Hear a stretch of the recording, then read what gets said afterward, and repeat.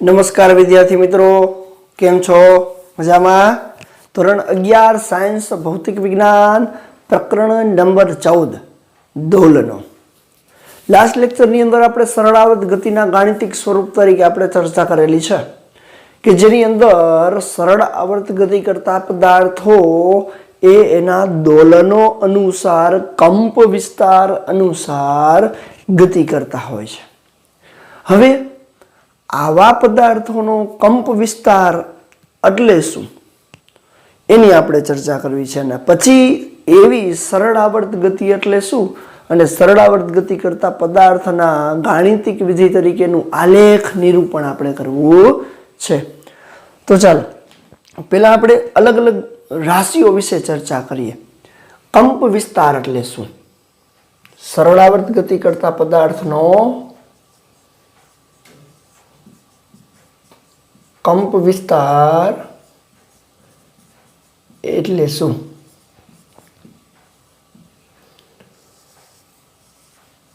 સરળાવર્ત ગતિ કરતા પદાર્થનો કંપ વિસ્તાર એટલે શું?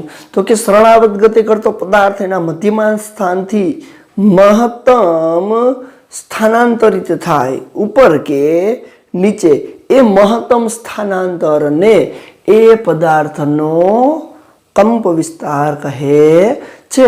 ઉદાહરણ તરીકે કોઈ એક પદાર્થ છે એ અહીંયાથી આ એનું મધ્યમાન સ્થાન છે, મધ્યમાન સ્થાનથી મહત્તમ ઉપર અહીંયા જાય છે અને મહત્તમ નીચે અહીંયા જાય છે। તો મહત્તમ ઉપર અહીંયાથી લઈ અને અહીંયા સુધીનું કે અહીંયાથી લઈ અને અહીંયા સુધીનું -a જેટલું અંતર થાય તો આ અંતરને તેનો કંપ વિસ્તાર કહે છે। એકદમ સરળ છે તો એ લખી શકાય સરળ આવર્ત ગતિ કરતા પદાર્થ અથવા કણનું મધ્યમાન સ્થાનથી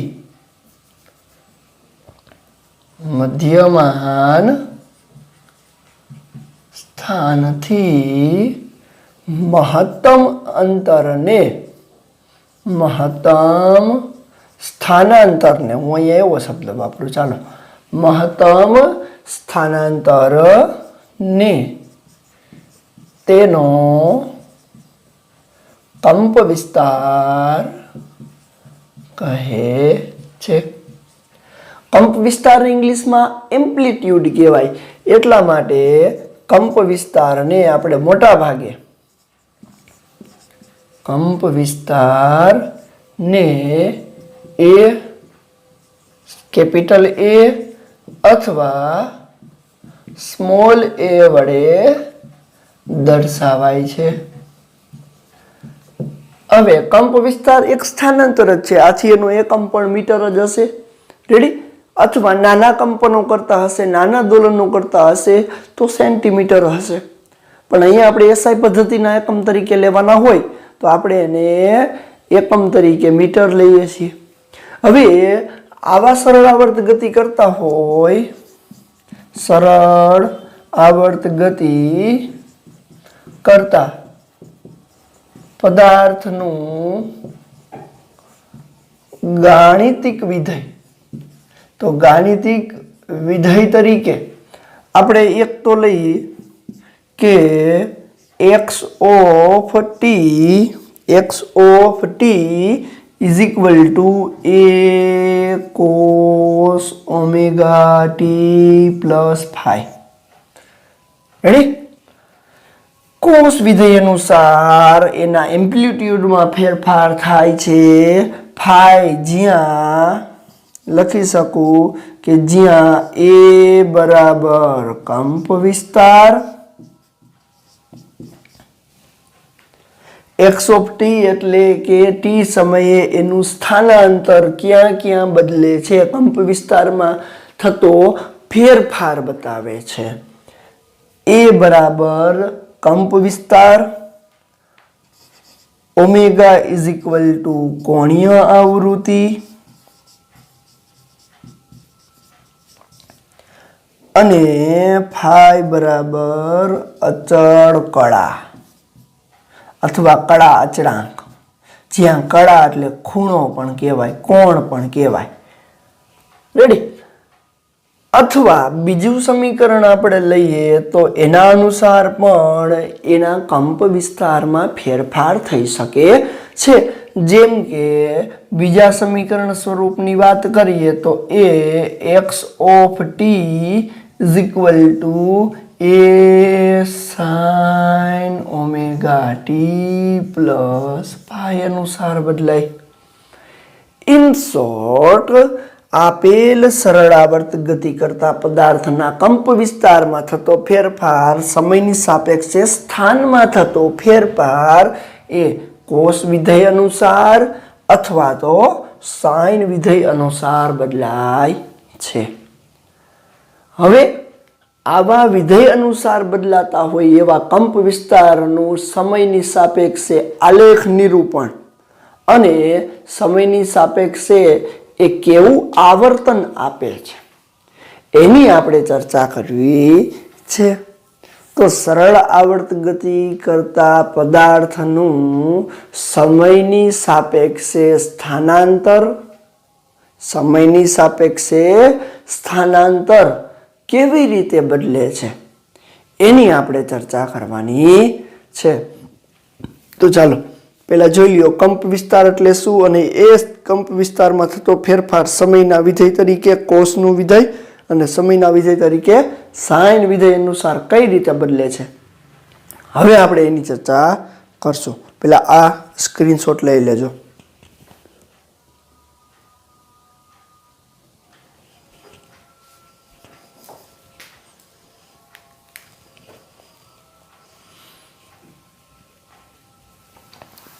ચાલો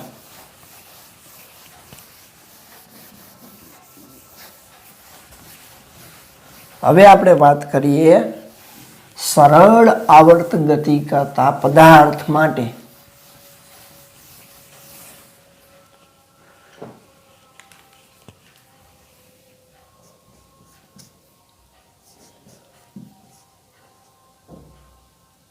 સરળ આવર્ત ગતિ કરતા કણનું સમયની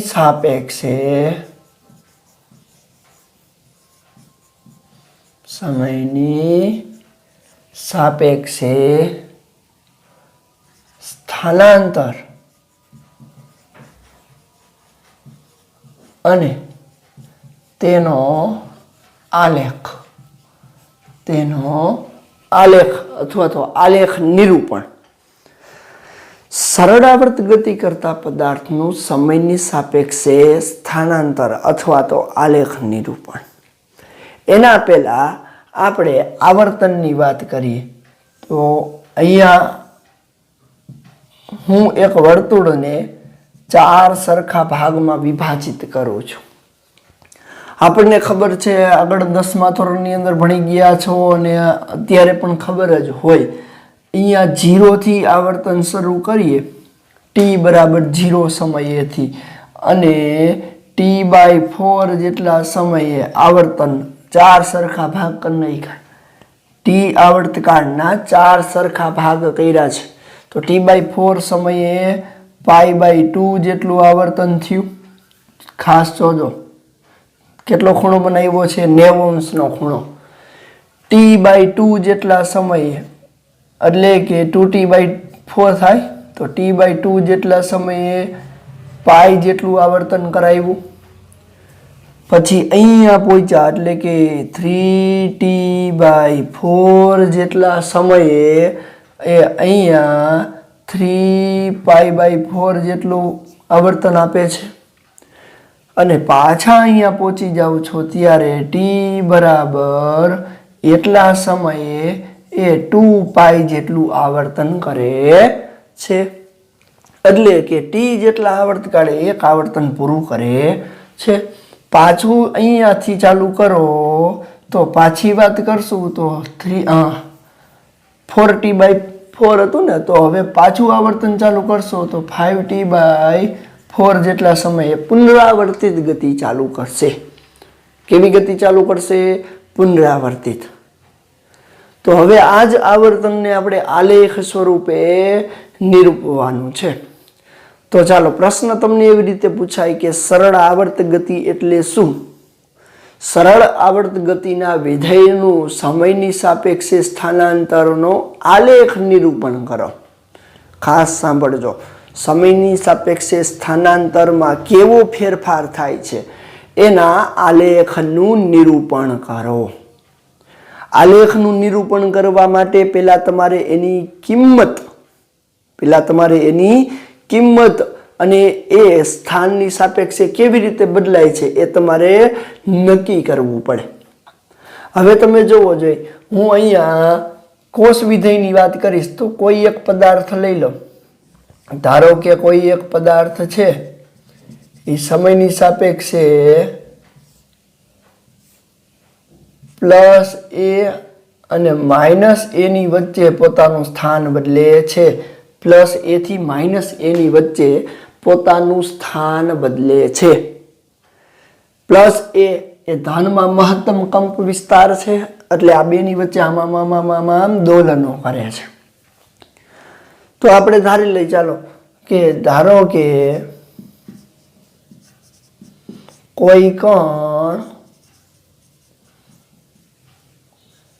એ થી માઇનસ એ ની વચ્ચે દોલનો કરે છે. આવી સરળ આવર્ત ગતિનું ગાણિતિક વિધેય તરીકે અથવા તો ગાણિતિક વિધેય x of t is equal to a cos omega t plus phi અનુસાર બદલાય છે. ચાલો આને હું સમીકરણ નંબર 1 આપું.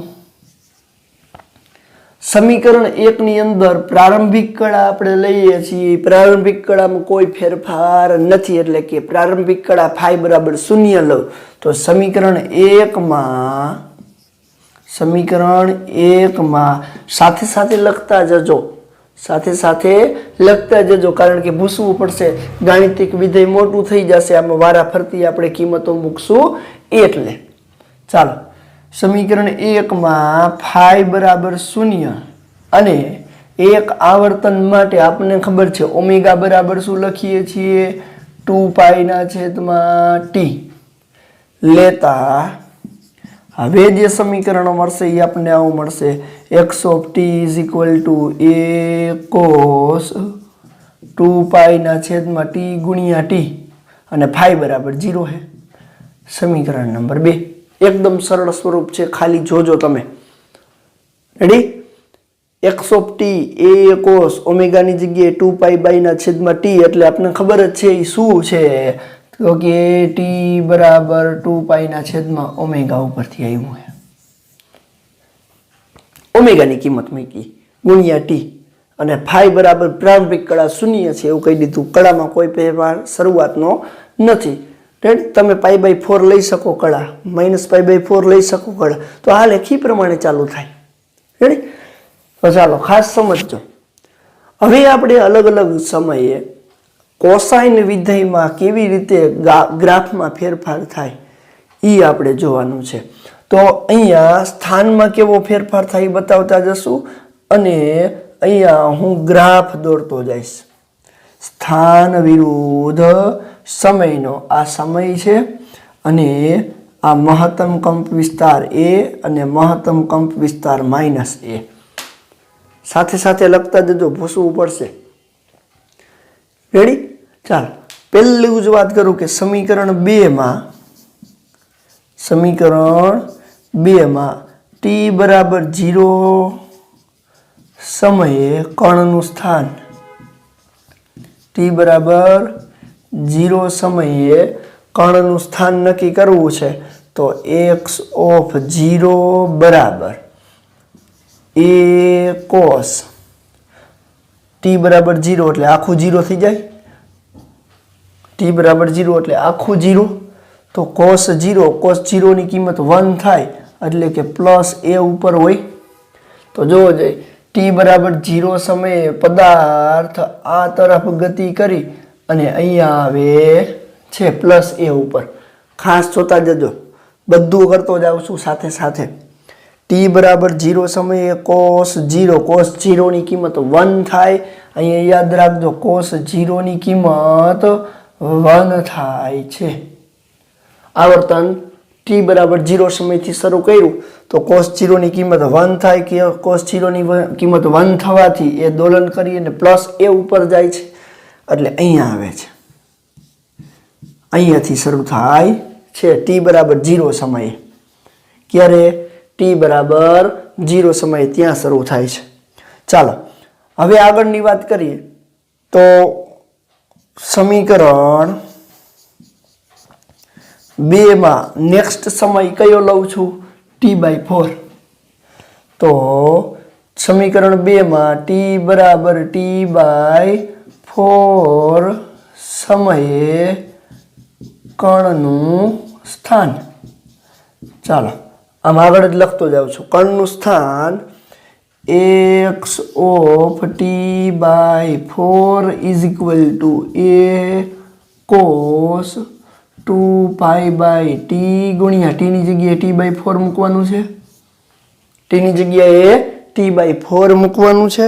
ચાલો અહીંયાથી t ઉડી જાય, અહીંયાથી 2 દુ 4 ઉડશે તો વધશે શું? a cos π/2. cos π/2 ની કિંમત 0 થઈ જાય. cos π/2 ની કિંમત 0 થાય એટલે કે આખું પદ 0 તો T/4 જેટલા સમય આ બોલ પાછો અહીંયા આવી જશે. એટલે કે એ કણ અથવા એ પદાર્થ આ t બરાબર 0 સમયે અહીંયા હતું તો t બરાબર T/4 સમયે પાછો મધ્યમાન સ્થાને આવી જાય છે. એટલે કે ત્યાંથી લઈ અને પાછો T/4 સમયે અહીંયા આવી જશે. રેડી? તો આ કયો સમય થયો? T/4 સમય. ચાલો નેક્સ્ટ વાત કરીએ. આ ભૂસી નાખું છું, સમીકરણ 2 રાખું છું, પછી આપણે એમાં કિંમત મૂકશું એટલે લઈ લેશું. હાલો હવે કયા સમયની વાત કરું તો કે એના પછીનો સમય એટલે T/2 જેટલો સમય. તો ચાલો સમીકરણ 2 માં t બરાબર T/2 સમયે કણનું સ્થાન તો ચાલો x of T/2 જેટલા સમયે a cos 2π/t ગુણ્યા T/2 જેટલો સમય આમાં મૂક્યો છે. t ઉડી ગયા, 2 ઉડી ગયા, શું વધ્યું? a cos π. cos π એટલે અહીંયા ચાલો અહીંયા t જેટલા સમયની વાત કરી હતી એ સમયે એની કિંમત આપણને 0 મળી. કોસની 0 મળી ને એટલે એ અહીંયા આવી ગયું T/4 જેટલા સમય. પાછું પાઈ જેટલી કિંમત મૂકતા x of T/2 જેટલા સમયે a cos π ની કિંમત -1 થાય એટલે -a આવે. એટલે કે એ પદાર્થ અહીંયાથી પાછો -a પાસે આવે છે આ બાજુ. એટલે કે -a એટલે મહત્તમ સ્થાનાંતર આ તરફ કરશે. આમ અહીંયા પહોંચે છે અને એ સમય છે T/2 જેટલો સમય. કેટલો સમય છે? T/2. સમજતા જજો ખાસ. હવે એના પછીનો સમય લઉં 3T/4. 3T/4 ચાર સરખા ભાગ કરી નાખ્યા છે તો જોવો જોઈએ.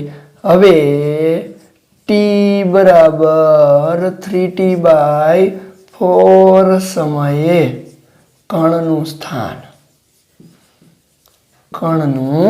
સ્થાન x of T/4 3T/4 is equal to a cos 2π/t ગુણ્યા 3t/4 ટી ઉડી ગયા, 2 ઉડી ગયા, વધે શું તો કે a cos 3π/4. તો જોવો જોઈએ કોસની π/2 કોસની π/2 અને 3π/2 બંનેમાં કિંમત શૂન્ય જ હોય એટલે આખું પદ શૂન્ય માટે x ઓફ 3t/4 સમયે પાછું 0 ઉપર આવે એટલે અહીંયાથી અહીંયા આમ આવ્યું હતું, હવે પાછું અહીંયા મધ્યમાન સ્થાન પાસે આવે છે. ખાસ દિશા જોજો, t બરાબર 0 સમયે આમ, t/4 સમયે આમ, પછી અહીંયાથી પાછું આમ એટલે કે -a થી પાછું અહીંયા આવે છે. કયા સમયે? 3t/4 સમયે, 3t/4 જેટલા સમયે. હવે પાછી આપણે વાત કરીએ ચાલો કે સમય t બરાબર આવર્તકાળ જેટલો સમય 4t/4 4 ઉડી જાય એટલે t, તો t બરાબર t સમયે કણનું સ્થાન. ચાલો માટે x of t is equal to a cos 2π/t ગુણ્યા t કટ આઉટ થઈ ગયા, 2π વધ્યો માટે x of t a cos 2π એટલે 0 ઉપર જ કહેવાય અને 2π ની કિંમત પ્લસ a એટલે કે +1, cos 2π ની કિંમત +1 એટલે પાછા અહીંયા આવી ગયા એટલે કે એને એક આવર્તન પૂરું કરી અને અહીંયા પહોંચે છે અને એ સમય t જેટલો છે. કેટલો છે? t જેટલો. તો જોવો જોઈએ કોસ વિધેય સમયની સાપેક્ષે મહત્તમથી શરૂ થાય છે અને આમ થઈને એક આવર્તન અહીંયા પૂરું કરે છે t જેટલા સમયમાં અને આ એક આવર્તન અને એનો એક આવર્તકાળ કહેવાય.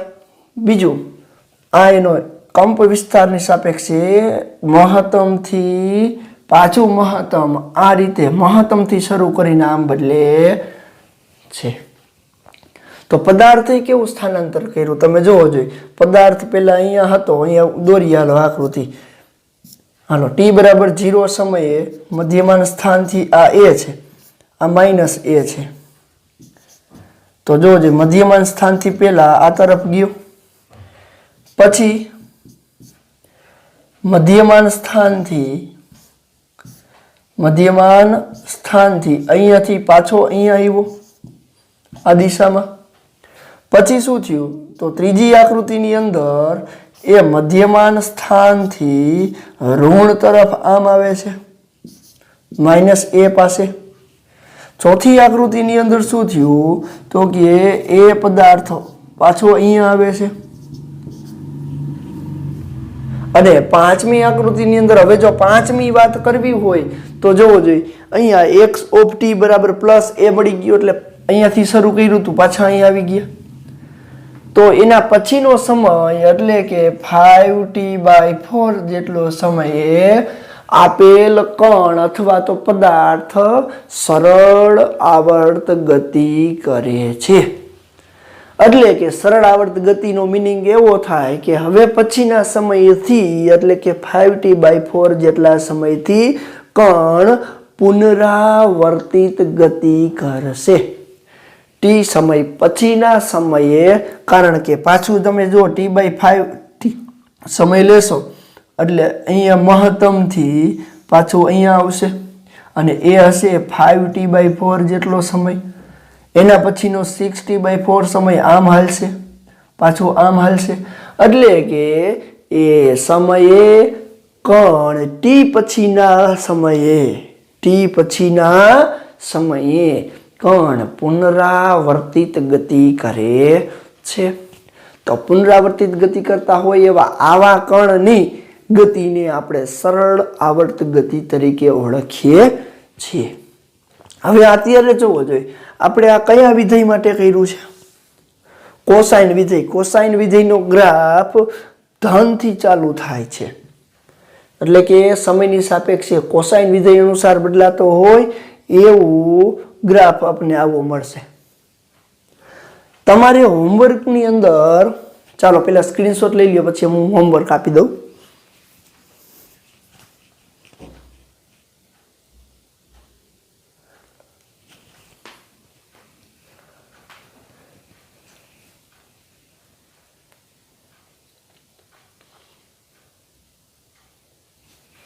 ચાલો, તમારે હોમવર્કની અંદર આપણે જેમ અત્યારે કોસાઇન વિધેયમાં અલગ અલગ કિંમતો મૂકી અને એનો ગ્રાફ મેળવો, એવી જ રીતે તમારે સમયની સાપેક્ષે સ્થાનમાં થતા ફેરફાર x of t is equal to a sin omega t plus phi માટે મેળવવાનું છે. એની અંદર તમે આમ લઈ શકો, પ્રારંભિક કળા phi બરાબર 0 અને ઓમેગા ઇઝ ઇક્વલ ટુ 2 પાઈ ના છેદમાં t. એટલે હવે આ સમીકરણ આવું બને કે x ઓફ t સમયે સ્થાન a sin 2 pi by t ગુણ્યા t. હવે તમારે શું કરવાનું છે હોમવર્કની અંદર કે આની અંદર તમારે સમયની સાપેક્ષે સ્થાનમાં થતા ફેરફાર માટે અલગ અલગ સમયે આની જેમ જ t બરાબર 0 સમયથી ચાલુ કરવાનું. સાઇનની કિંમતમાં ધ્યાન રાખવાનું છે. સાઇનની 0 કિંમત એ 0, pi by 2 A 1, pi A 0, 3 pi by 4 એ 1, -1. આ બધી કિંમતો યાદ સાઇન માટે કરવાની. તો સાઇનનો ગ્રાફ છે એ તમને અલગ અલગ કિંમત તમારે મેળવવાની છે અને તમને આવો ગ્રાફ મળવો જોઈએ. આવો એવો 0 થી શરૂ કરે અને અહીંયા 0 એ પૂર્ણ થાય. એક આવર્તન t જેટલા સમય તમે લ્યો ત્યાં સુધીમાં અહીંયા પૂરો થાય એવો ગ્રાફ તમને મળવો જોઈએ. તો તમારે હોમવર્કની અંદર સાઇન વિધેય માટેનો ગ્રાફ આમાં અલગ અલગ સમયે મૂકી અને કરવાનો રહેશે. ક્લિયર છે? કોસાઇન વિધેયની જેમ જ કરવાનું છે. અલગ અલગ સમય આવર્તન લેવાના છે કે એકવાર t બરાબર 0 સમય લેવાનો, એકવાર t બરાબર t બાય 4 સમય લેવાનો, એકવાર t બાય 2 સમય લેવાનો, એકવાર 3t બાય 4 સમય લેવાનો અને એકવાર t બરાબર t જેટલો સમય લેવાનો. આ બધા સમય માટે સાઇન વિધેયમાં કિંમત મૂકતા કેવી રીતે ફેરફાર થાય છે અને આવો ગ્રાફ મળવો જોઈએ. ક્લિયર છે? ચાલો, તો આ હોમવર્કની અંદર તમારે કરવાનું રહેશે.